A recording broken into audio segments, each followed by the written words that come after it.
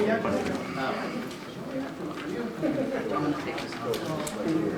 I'm just going to turn it off or turn it down.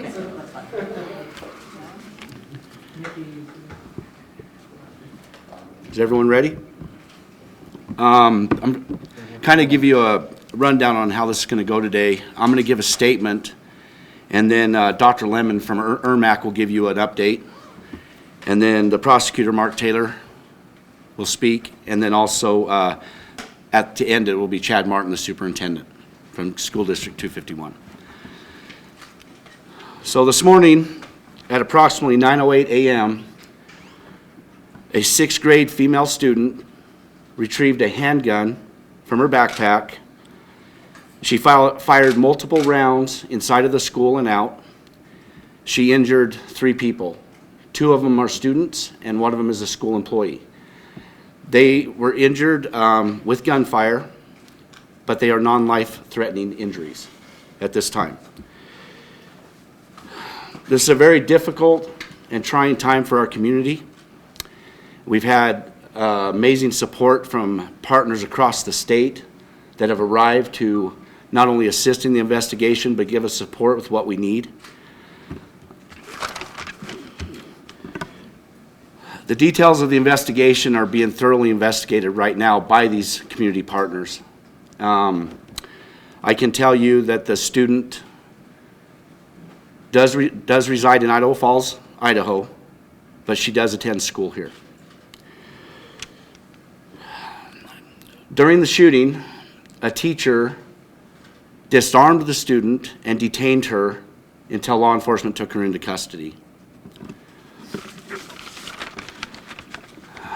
This incident is also being investigated by, I'll tell you who the partners are: Idaho State Police, Jefferson County Sheriff's Office, Bonneville Sheriff's Office, the FBI, Idaho Falls PD, Rigby PD, Rexburg PD, and Madison PD, or Madison County Sheriff's Office, excuse me.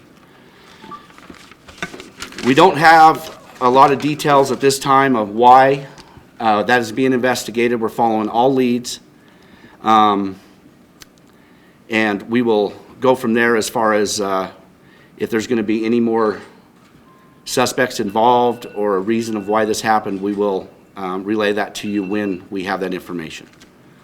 And with that said, I'm going to pass this on to Dr. Lemon. Good afternoon. I'm Michael Lemon. I am the Trauma Medical Director at Eastern Idaho Regional Medical Center. At 9:55 this morning, our incident command was set up. We got notification that there was a shooting at a middle school in Rigby. We were notified that there were 3 patients that were coming to us as gunshot wound victims. We mobilized our trauma service, including our emergency room, our operating rooms, and multiple different capabilities throughout the trauma system in order to take care of these patients. I can report to you that fortunately we were blessed that each of these individuals sustained non-life-threatening extremity injuries. Our 2 pediatric patients will be monitored overnight in the hospital. Our adult patient injured has been treated and released from the hospital already. At this time, from a hospital standpoint, we want to absolutely express our condolences to the victims of this who were both shot, as well as the victims who sustained emotional trauma in going through this. We express our condolences to the community in Jefferson County and appreciate both the teachers, the emergency staff, as well as the police departments that appropriately took care of these patients, and hopefully we can get through this together. Thank you.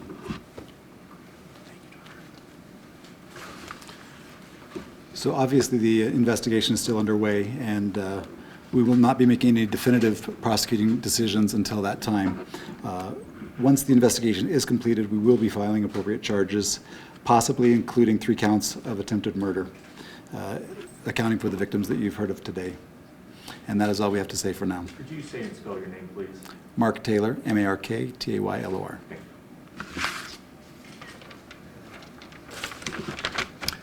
I'm Chad Martin, Superintendent of School District 251. This is the worst nightmare a school district could ever face. We prepare for it, but we're never truly ready for it. Our hearts and our prayers go out to the victims and their families and all those involved. There will be no school in session throughout the district tomorrow, so families can be together to address this. We will, however, have counselors, school counselors, and multiple agencies that offer their support available beginning at 8 a.m. in the morning at Rigby High School. We want to thank our law enforcement partners for their quick response throughout the valley. We feel overwhelmed by the support that they provided to us and to our staff. We want to thank EMT. We want to thank our staff that acted quickly and appropriately and did everything they could to protect their students. We want to especially thank our community. The vast support that we have received is overwhelming, and we are grateful to live in a community that cares about their students, cares about their schools, and are willing to offer that support. Again, thank you to all of our partners throughout this difficult time. With the statements that have been read, or if I will stand for questions and try to answer them if I can, but understand this is under investigation. Is there any questions? Yes, Nate. Sheriff, you mentioned that the teacher disarmed the student. Can you talk a little bit more about that? Was the teacher tackling the student, or how did that play out? That is also under investigation, Nate, but I can tell you that she did take the handgun from the student and held her until law enforcement apprehended her.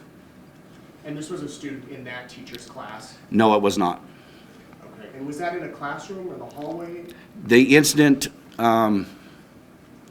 took place in the hallway and outside of the school. Outside of school. Yes. Can you Yes. talk a little bit more about how this played out? Did it start in the hallway or outside, and how did this develop? So this incident did start in the hallway, and it moved towards an exit to the east side of the building to the outside where a victim was shot outside. So 2 victims were shot in the school and 1 was outside. Sheriff Spencer Harris, Fox 13 from Salt Lake City.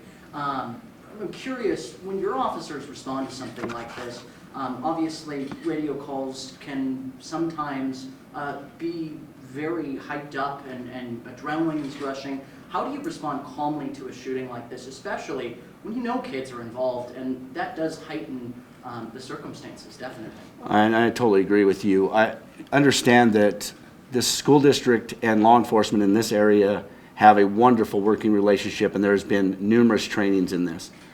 But to tell you, if you're calm going to that, I wouldn't say that that would be the case for anybody that had to respond where children are involved. When it comes to that training, obviously, most departments go through something like that.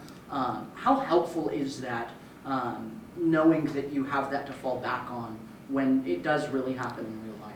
It is very helpful, but I'll also expand to that. Our children in this community have been through the same training multiple times every year.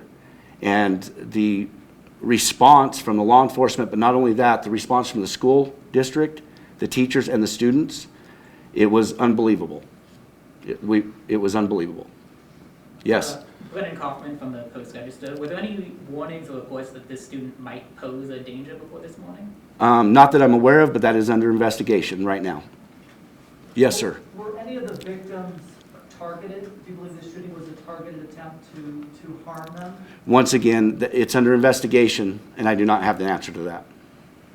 Okay. Yes, ma'am. So Sheriff, there are multiple posts kind of going around social media within, the Rigby community, as well as to the identity of the teacher that disarmed the student. Can you confirm that it was Miss Julie Knighting that disarmed the student? After speaking with the school district, and we have not spoken to her in reference to releasing this teacher's name, so I cannot confirm that at this time. Okay, thank you. Okay, you're welcome. Would that be the same on behalf of the custodian as well? Yes. Were there deputies already at the school? I know some schools have school resource officers, or was this something they had to rush to the scene this morning? We do have school resource officers. The deputy was not in the area where the shooting occurred, but deputies and officers from Rigby Police responded immediately.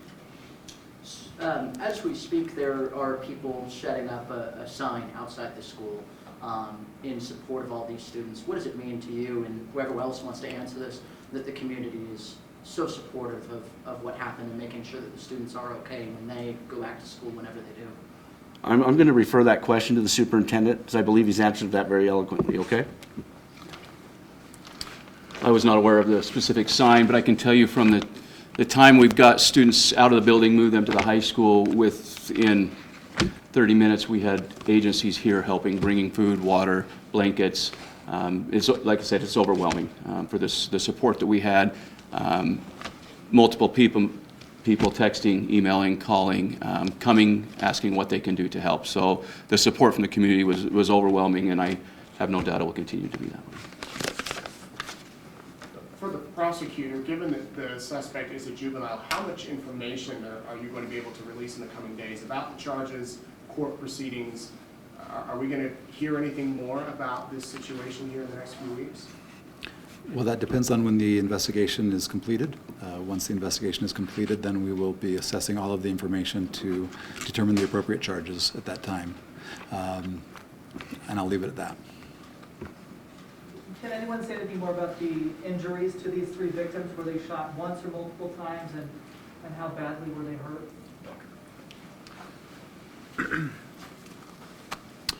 So our adult was shot once as a through and through in an extremity, and able to be released at shortly after being evaluated and treated in the emergency room. Our two pediatric patients, one was shot once in an extremity and may require surgery in the future. The second was potentially shot twice, but there were two injuries, one to an upper extremity, one to a lower extremity. Once again, all of them are non-life-threatening injuries, and the patients will recover. I know this might be kind of a hard question to answer, but how lucky is that there are three gunshot victims, all three of them seem like they will make full recovery fairly quickly? An absolute blessing. As our officer has already stated, we as a trauma facility, we prepare for this. We've actually, with the assistance of other high schools, we have actually run mock shooting, mass casualty situations. All of those situations did not include completely survivable injuries. And so, as he stated, we're prepped, we're ready. Our trauma system was prepared for this when it came on, and the fact that the injuries are as insignificant as they are right now, not saying that they aren't bad, but they could be so much worse, we feel absolutely blessed. And did I understand correctly that those two pediatric patients could potentially go home tomorrow? Our two pediatric patients are going to be monitored in the hospital overnight. They're under what we'd call a fair condition. Both of them are completely stable. We want to continue to monitor those injuries and make sure they don't need any other further surgical treatment, and then potentially could be dismissed tomorrow. Can you say if they're male or female? I cannot. For the sheriff and the superintendent, how well prepared do you feel that the school district was to handle something like this, since it's not happening around here? As the sheriff mentioned, we train very frequently with the sheriff and also on our own for situations. I don't think we can ever fully be prepared, but I feel like our staff reacted and our students reacted in the best possible way for the best possible outcome. We will obviously take time over the next days and weeks to reevaluate and see where we can continue to improve. But as a whole, I'm very pleased with the way our staff responded. Yes, sir. Can you say what kind of weapon it was? That is under investigation, but it was a handgun. You don't know caliber? No. Do we know where she got it? I do not know that at this time. And what's the status of the suspect? Is she being held somewhere? She is in the Jefferson County Sheriff's Office at this time. So there's reports of a video going around on the social media app, TikTok. Is that something the investigative team is aware of at this time? They are aware of that, and they are looking into it. Sheriff, how long will your investigators remain at the school? I mean, is it still considered a crime scene? It is, Nate. It's a big school, it's a big crime scene, and they're very thorough, so they'll be there a while. Do we know if there might be any video of this? The incident was caught on the school security system, yes. Will that be released to us at some point in time? That'll be up to the prosecutor, but as far as during the investigation, no, not during the investigation. All right. Thank you for coming, everyone. We will update more information as soon as we have it, okay? Thank you.